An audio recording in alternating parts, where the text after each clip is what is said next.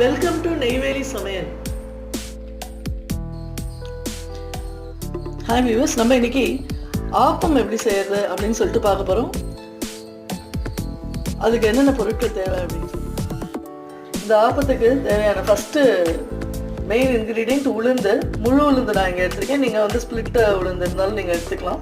இதை வந்து ஒரு 3-4 டேபிள் ஸ்பூன் வந்து இது போதும். இதையும் வந்து இந்த ஆப்பம் செய்யறதுக்கு என்னென்ன பொருள் முதல்ல ஊற வைக்கணும் அப்படின்னு சொல்லிட்டு பார்க்கலாம். முதல்ல நான் வந்து புழுங்கரிசி வந்து ஒரு கப் எடுத்துருக்கேன். ஈக்குவலாக பச்சரிசி ஒரு கப்பு, வெந்தயம் ஒரு 2 டேபிள் ஸ்பூன் எடுத்துருக்கேன். அப்புறம் அந்த அவல் அது வந்து ஒரு 1/2 கப் எடுத்து வச்சுருக்கேன். ஸோ இது எல்லாத்தையும் நம்ம ஒன்றா போட்டு ஒரு 6 மணி நேரம் நல்லா அது ஊறணும். ஊறின உடனே நல்ல நைஸாக வந்து கிரைண்டரில் அரைச்சி வச்சுக்க போகிறோம். உப்பு போட்டு இது ஓவர் நைட் அப்படியே வந்து ஃபெர்மெண்ட் ஆகிறதுக்கு விடணும். இதில் நான் வேறு எதுவும் தேங்காய் எதுவுமே ஆட் பண்ணல. பிகாஸ் அந்த தேங்காயெலாம் ஓவர் நைட்டை வந்து இருந்ததுன்னா அது எப்படி how far it is good அப்படிங்கிறது தெரியலனால. ஸோ அதுக்கு பதிலாக நான் என்ன பண்ணுவோம் அப்படின்னு கேட்டால், தேங்காய் பால் வந்து எடுத்துகிட்டு எப்போ அரைக்கிறோமோ, தேங்காய் பாலும் அது நீடட் இன்க்ரீடியண்ட்டு, எப்போ அரைக்கிறோமோ அப்போ வந்து அது எப்போ அதை பண்ணுறோமோ அப்போ அந்த தேங்காய் பாலை ஆட் பண்ணி பண்ணால் நல்லாயிருக்கும் அப்படின்னு நினைக்கிறேன். ஸோ இந்த ஆப்பம் வந்து என்ன அப்படின்னா, வெயில் காலத்துக்கு ஒரு ஏற்ற உணவுன்னு சொல்லலாம். ஏன்னா நமக்கு எல்லாருக்குமே தெரியும், வெந்தயம்ங்கிறது வந்து ஒரு நேச்சுரல் கூலண்ட் அது.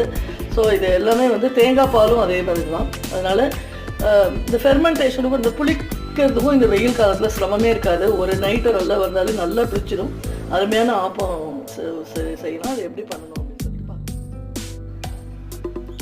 அந்த ஊற வைக்க கொடுத்த பொருளெல்லாம் ஒன்றா போட்டு ஊற வச்சு 6 to 7 hours நல்லா அது ஊறினதுக்கப்புறம் அதை நல்லா நைஸாக வந்து கிரைண்டரில் வச்சு அரைச்சி கிறிஸ்டல் சால்ட்டும் போட்டு வச்சாச்சு. ஓவர் நைட் அதை வந்து ஃபெர்மெண்ட் ஆகணும், நல்லா புளிக்கணும். இதில் வேறு எதுவுமே நான் ஆட் பண்ணல. சில பேர் தேங்காய் சேர்த்து இதில் அரைப்பாங்க. அரைச்சா அது வந்து நெக்ஸ்ட் டே வந்து how far it is good for ஹெல்த்துன்னு தெரியல. அதனால நான் வந்து அப்போ பண்ணல. இப்போ அதை வந்து ஆப்பம் ஊற்றும் போது என்ன பண்ணோம் அப்படின்னு சொன்னால், அந்த தேங்காய் பால் நல்ல ஒரு 1/2 மூடி தேங்காயிலேருந்து பால் திக்காக எடுத்து அதில் கலந்து, பாருங்கள் மாவு இது மாதிரி இந்த கன்சிஸ்டன்சியில் வந்து இருக்கணும். தோசை மாவை விட கொஞ்சம் நீர்க்க இருக்கணும். இந்த அளவு வந்து நான் அதை எடுத்து வச்சுருக்கேன். ஸோ இப்போ அதை வந்து ஆப்ப சட்டின்னு சொல்லுவோம் இல்லையா, வானல். அது ஃப்ளாட்டாக இருக்கிற வானலாக இருந்தால் ஒரே ஈக்குவல் தட் இஸ் திக்னஸில் உங்களுக்கு கிடைக்கும். குழிவாக இருக்கிற வானல் வேணும்னா மிடில் வந்து கொஞ்சம் திக்காகவும், அது ஓரம்லாம் சாஃப்டாக வரும். எப்படி வேணுமோ அதை நம்ம எடுத்துக்கலாம். வாங்க எப்படி அதை ஆப்பம் ஊற்றுறது அப்படின்னு சொல்லிட்டு பார்க்கலாம். இந்த ஆப்ப மாவு பாருங்கள், இந்த கன்சிஸ்டன்சியில் இருக்கணும். கொஞ்சம் நல்ல தின்னாக இருக்கணும். இதில் நம்ம தேங்காய் பால் எல்லாமே சேர்த்துருக்கோம். இப்போ இது மாதிரி ஒரு பேன் இல்லைன்னா கொஞ்சம் டீப் இதுவாக இருக்கிற பேன் வேணாலும் நீங்கள் எடுத்துக்கலாம். ஸோ இது வந்து நான்ஸ்டிக்காக இருந்தால் கொஞ்சம் ஈஸியாக இருக்கும். ஸோ இப்போ இதில் லைட்டாக வந்து ஆயில் க்ரீஸ் பண்ணியிருக்கேன். இப்போ இதை எப்படி பண்ணணும் அப்படின்னு பார்ப்போம். முதல்ல சிம்மில் வச்சுக்கிறீங்க. ஒரே ஒரு கரண்டி மாவை எடுத்துகிட்டு இது மாதிரி போட்டுட்டு உடனேவே இதை என்ன பண்ணணும் அப்படின்னா, இப்படி ஃபுல்லாக வந்து ரொட்டேட் பண்ணணும்.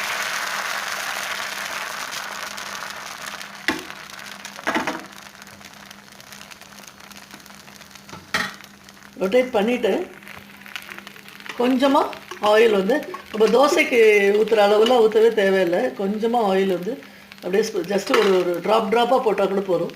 போட்டுட்டு திருப்பி சிம்லேயே வச்சுட்டு ஒரு லிட் போட்டு நல்லா க்ளோஸ் பண்ணி வச்சிடணும். பாருங்கள், இது நல்ல ஒரு 2 minutes வெந்துடுது. இப்போ அது ரொம்ப ஈஸி. இதை திருப்பிலாம் போடக்கூடாது. இந்த ஓரக்கால் இப்படி எடுத்தாலே போதும், அப்படியே வந்துடும். அப்படியே எடுத்துகிட்டு கையாலே கூட நீங்கள் வந்து இதை இப்படி பண்ணிட்டீங்க பாருங்கள். இப்படி பண்ணிவிட்டு இப்படி அழகாக எடுத்துட்டீங்க அப்படின்னா ஈஸியாக இதை வந்து எடுத்துடலாம். அவ்வளோதான். அவ்வளோ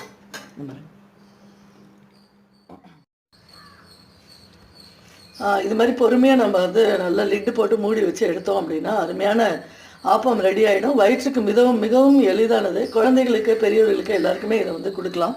ஏன்னா இதில் வெந்தயம், அவல் எல்லாமே, தேங்காய் பால் எல்லாமே சேர்க்குறோம். ஆப்ப சோடா இதை நான் சேர்க்கவே இல்லை, அது உடம்புக்கு கெடுதல் சொல்லிவிட்டு. ஸோ இது வந்து ஒரு காரமாக வேணும் அப்படின்னா ஒரு அவியலோடையோ வெஜிடபிள் ஸ்டியூவோடையோ குருமாவோட சாப்பிட்லாம். இல்லை தேங்காய் பாலோடு சாப்பிட்டாலும் இது மிகவும் நல்லாயிருக்கும். தேங்க்யூ.